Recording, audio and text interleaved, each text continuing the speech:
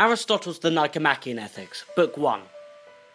Every art, practice, and faculty aims to achieve an end, and this end must be good. And so, the good is that in which all things aim. The good is the end of a practice. The good at the end of architecture, for example, is a house, whereas in some instances, the practice of the art itself is the end, such as mastering a musical instrument. We wish to practice these arts for the sake of their ends, and not just for the sake of doing them. Otherwise, it would be a process ad infinitum. So all activity must have an ultimate end, an ultimate telos, and hence a supreme good must exist for humans. Will not their knowledge of this supreme good be of great practical importance for the conduct of life? Aristotle then attempts to clarify what is the good. Perhaps all things considered to be good in virtue are derived from the ultimate good, or maybe they all contribute to it.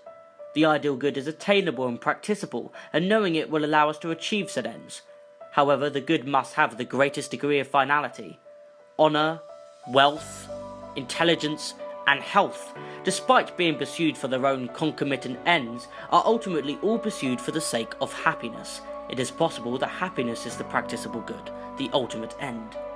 It would appear to be a truism that happiness is the ultimate good, but is it?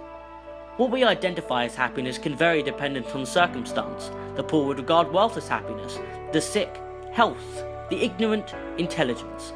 However, Aristotle refers to it simply as an activity in conformity with virtue. Some equate happiness with pleasure. However, Aristotle would fiercely reject this claim and argue that although this may be true with animals, humans have higher ends. He believes that the soul consists of two parts, one irrational and the other capable of reason. The irrational part is common of all living things, plants, animals, and humans alike, and so pleasure is an experience of the soul. But, he contends, pleasure does not equate to happiness, because, unlike this vegetative part of the soul, the appetitive part participates in rational principle.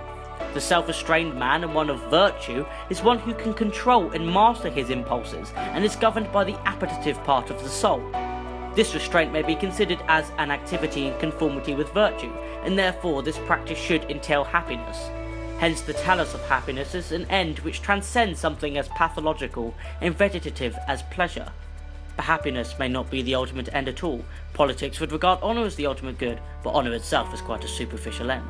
It is more dependent on who confers it rather than upon whom it is conferred, and the good must be something proper to its possessor. Men also seem to pursue honour merely for its merit and desire to be honoured in accordance with their virtue. So virtue exceeds honour as an end, but virtue too is problematic as a concept, as it is possible to be virtuous in character without actively practicing virtue.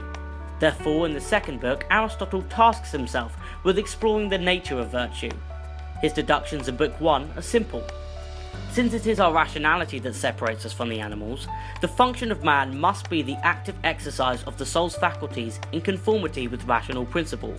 Moreover, the good of man is the active exercise of the rational soul in accordance with excellence and virtue, and if there be several, the best and most perfect among them. And so here ends the summary of Book 1 of Aristotle's Nicomachean Ethics. Next week we will review Book 2 and explore Aristotle's notion of virtue. If you like this video, please click that like button, and more videos will be en route shortly.